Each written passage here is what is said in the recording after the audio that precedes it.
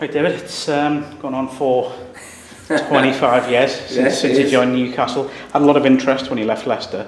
What was it about Newcastle that really tipped it for you? My uncle Ronnie, God rest him, he said to me, if you're ever going to be a goal scorer and you're going to be remembered for anything, he said, if you sign for Newcastle and score as a number 9, he said, you'll always be fondly remembered. And he said that to me before I came, and ironically I could have signed for Sunderland, Wolves and Newcastle at the same time.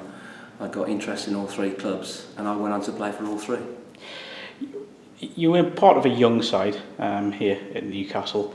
Then Kevin Keegan comes in, the manager who signed you leaves. What was the atmosphere like in the dressing room when Kevin came in? Well, Ozzy was really good. I really enjoyed working for Ozzy. Really nice guy, and good ideas. And we didn't quite have the squad depth to be that good in the league. And of course, Kevin came in. He was like a breath of fresh air.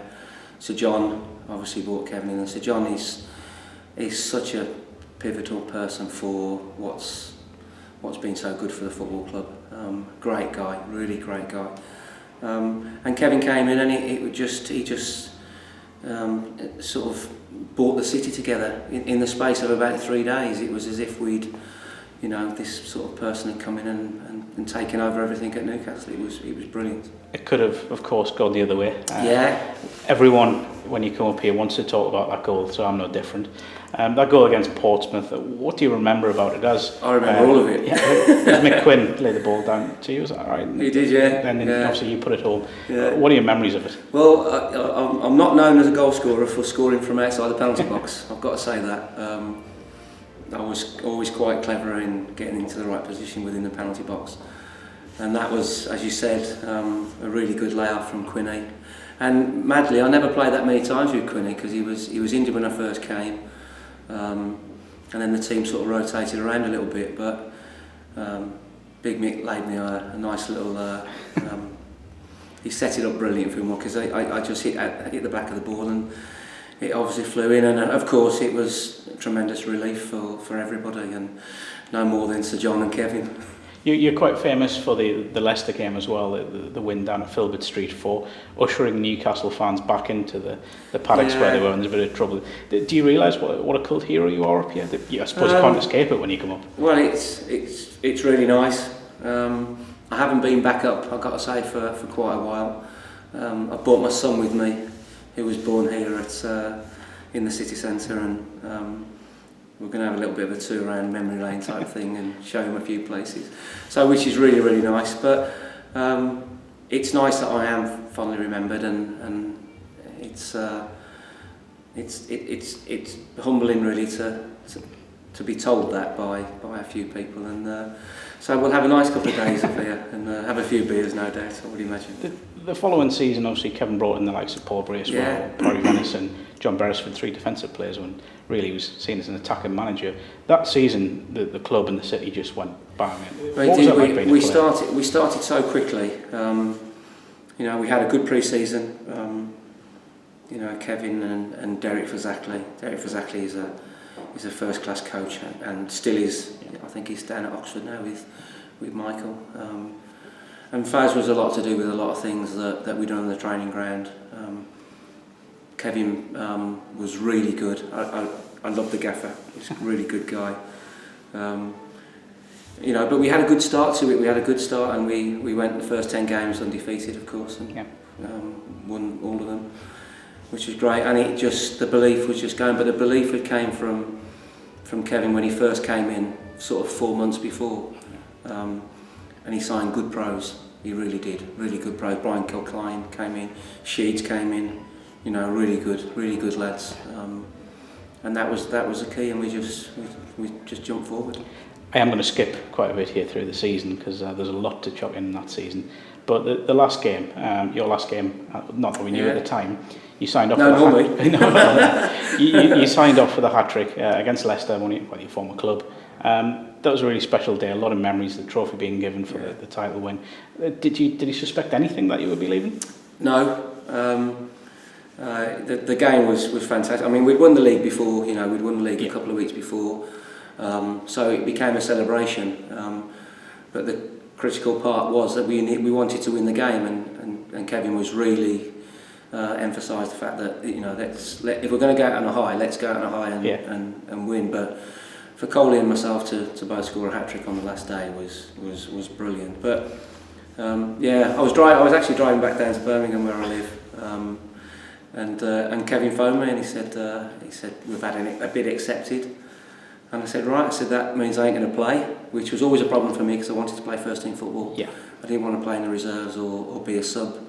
I was always wanting to play, and he knew that I wouldn't have been happy to be a sub to somebody. Yeah.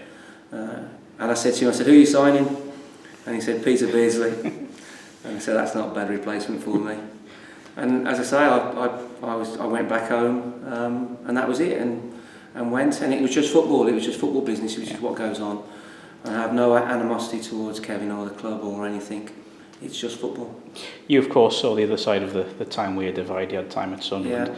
Yeah. It's not very often here. We are sat just down the road from St James's that a player in a Sunderland shirt will come on off the bench and be given an applause. How was that? That must have been it was fantastic. Of course, it's one club cities, huge clubs, both of the huge clubs, fantastic clubs, and I can say this because I've been at both places. Magnificent supporters in both colours, and for that to happen was humbling. I think I said at the time that it's all these years later you sort of look back and think, like you just said there, it doesn't happen that very often, So it was brilliant for me, and I was extremely grateful, and as I say, humbled. Just bringing it up to date now, there's a lot of echoes of what gone on back then. With what's happening now with Rafa Benitez, a similar character, maybe not tactically, but certainly his stature within the game. You've got experience of the Championship as a coach and a player. Do you see this Newcastle side getting out of it this season? I do.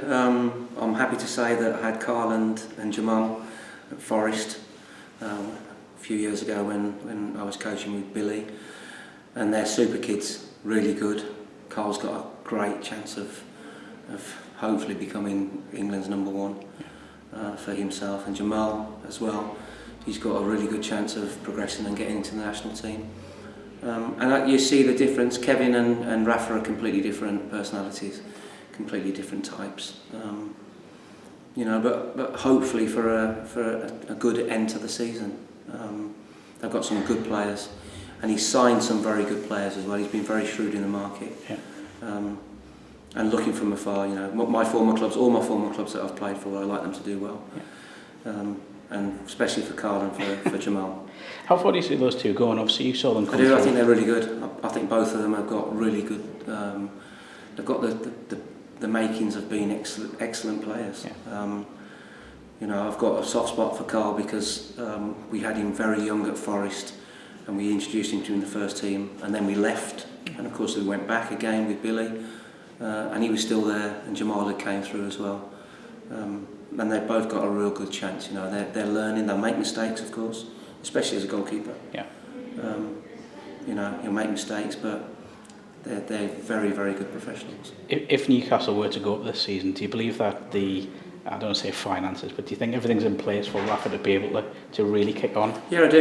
Yeah. I think that I think the chairman's a good guy. I know that there's things said in the press and stuff, but it's a huge club that needs huge backing. And to be fair, he's got a couple of quid. So if you want to be part of the top six gang, you've got to get your checkbook out.